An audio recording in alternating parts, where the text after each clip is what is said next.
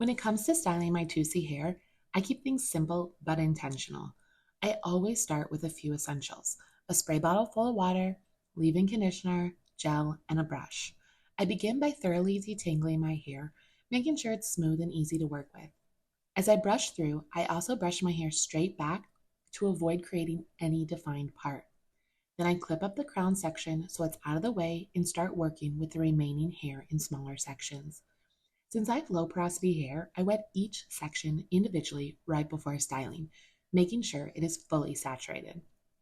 Once the section is damp, I apply a small amount of leave-in to the ends, then layer in gel and rake it through. I use my brush to define the wave pattern, then scrunch to set the texture. I'll usually glaze on a little bit more gel and scrunch again just to lock things in. You can already see the difference between the unstyled and styled sections. The waves are hydrated and defined, while the rest is still frizzy and undefined.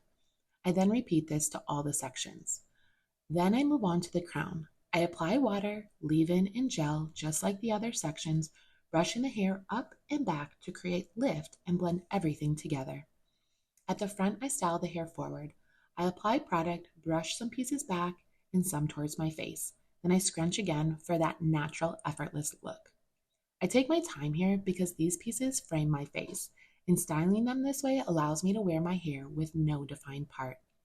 Once everything is styled, I flip my head over and glaze a final layer of gel across the top, scrunching gently to remove any excess water. Then I plop using the hair plop. It absorbs moisture without disturbing the wave pattern and help cuts down drying time. After plopping, I move on to diffusing. I like to hover diffuse so I don't disturb the hair. Once my hair is fully dry, I break the cast with a little oil to soften the crunch and add shine.